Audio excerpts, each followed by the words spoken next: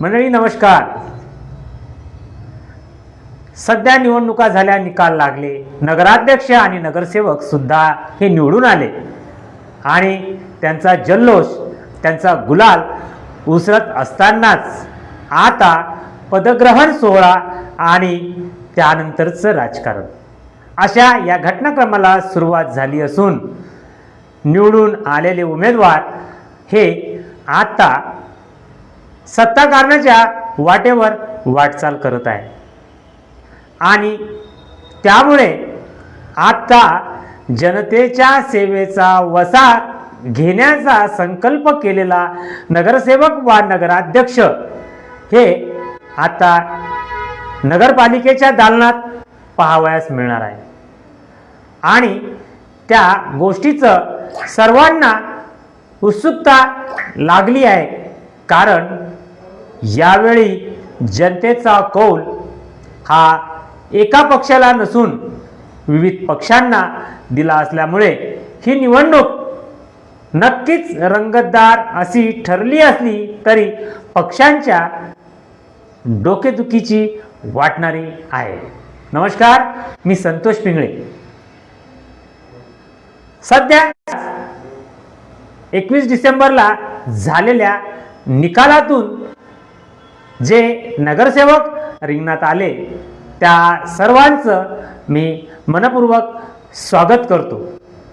तर आपणा सर्वांना या नवीन वर्षाच्या शुभ पर्वावर आपलं नगरपालिकेच्या दालनात सभागृहामध्ये जे स्वागत होणार आहे त्यामध्ये अनेक नवखे उमेदवार आहेत जे पहिल्यांदाच या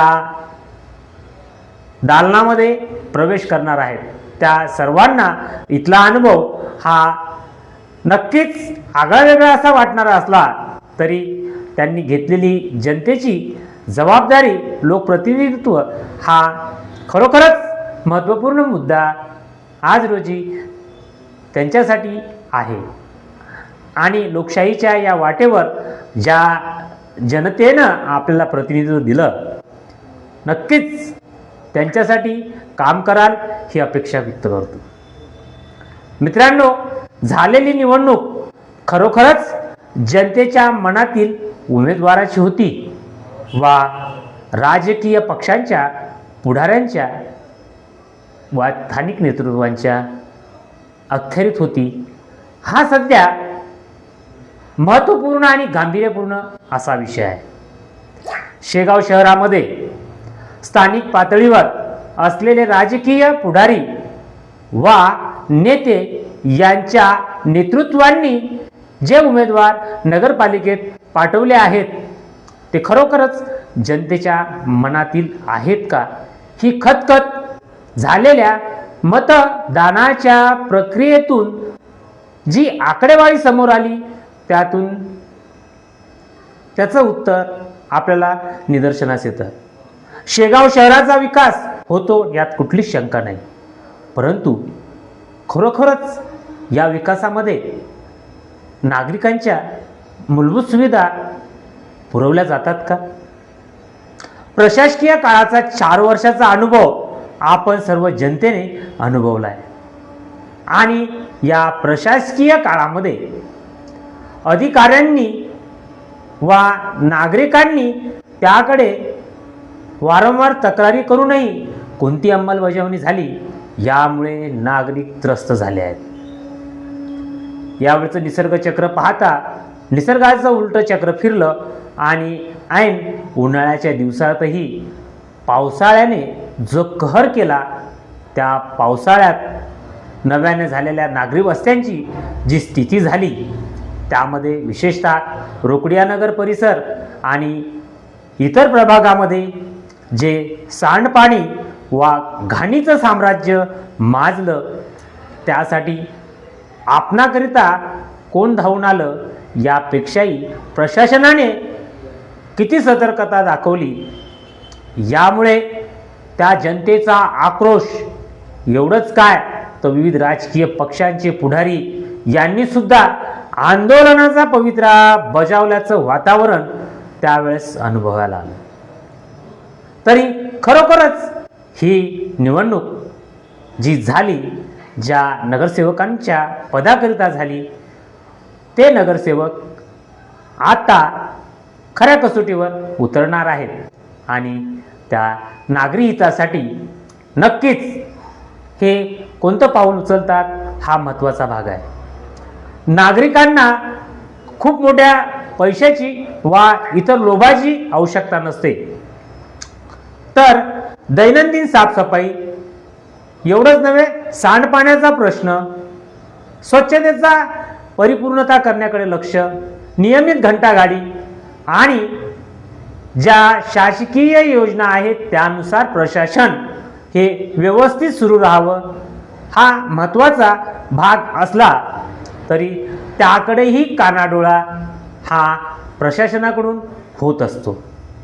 तर आत्ता असलेल्या नव्या नगरसेवकांनी जी आपली भूमिका आहे ती जनहिताची, नागरिकांना मूलभूत सुविधा पुरवण्याची आणि त्याचं जतन करण्याची जबाबदारी ही घ्यावी, जेणेकरून हा जे गांभीर्य त्या प्रश्नांमध्ये असतं त्यामुळे राजी नाराजीचे सूर येतात, त्याचा फटका या निवडणुकीतही बसल्याचं अनेकांनी अनुभवलं आहे।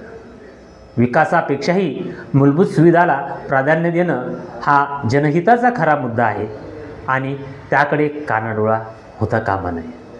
मला एवढं सांगायचं आहे की शिक्षणाची दालनं गोरगरिबांसाठी असलेल्या ज्या शाळेच्या इमारती नगरपरिषद प्रशासनाच्या माध्यमातून आहे त्याचा विकास जर झाला तर खरोखरच ज्या मुलांना शिक्षण घ्यायचं आहे त्याच्यासाठी वातावरण निर्मिती करायची आहे, त्या ठिकाणी जी समिती नेमण्यात यावी, त्यातून दर्जेदार विकास, शिक्षणाची कास पकडण्यासाठी एक वेगळं पाऊल सध्याचे सत्ताधारी वा नगरपरिषद गेलेल्या दालनातील जे नगरसेवक आहेत, नगराध्यक्ष आहे, उपाध्यक्ष आहे आणि विविध समिती सभापतीचे जे पदाधिकारी आपला पदभार घेतील त्यांनी मूलभूत सुविधांसोबतच शिक्षणाची असलेली दयनीय अवस्था आणि गोरगरीब अनाथांना जे शिक्षण देण्यासाठी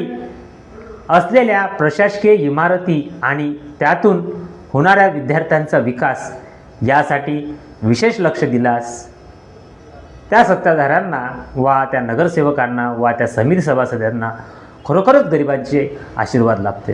कारण शिक्षण हे वाघिणीचं दूध आहे असं म्हटलं जातं, परंतु या या वाघिणीच्या दुधाच्या यावरही अनेकांचा डोळा असल्यामुळे गरिबांची मुलं ही शिक्षणापासून वंचित आहे। हे कटू सत्य आहे आणि हे प्रत्येकाने जर स्वीकारलं आणि नव्याने आलेल्या ह्या सर्व नगरसेवक महोदयांनी याचा पाठपुरावा करावा, हे माझं मत, माझ्या अनुभवातील मत मांडण्याचा मी प्रयत्न करतो आहे। आणि सदर कमेंट, सदर विषय आपल्याला आवडला असेल तर लाईक करा आणि प्रशासनाला काही सूचना द्यावयाच्या आपणास वाटत असतील तर आपण या कमेंट बॉक्समध्ये तशा सूचना देऊन त्या सोडवण्यासाठी प्रशासनातील नव्याने आलेले नगरसेवक याची दखल घेतील असंही मला वाटतं। तरी सदर व्हिडिओ आवडला असेल लाईक करा, सदर पेजला आणि नाविन्यपूर्ण व्हिडिओसाठी या पेजला लाईक करा। तसेच माझे वैयक्तिक यूट्यूब चॅनल आहे त्यालाही लाईक करा, सबस्क्राईब करा। मला ऐकून घेतलं त्याबद्दल धन्यवाद।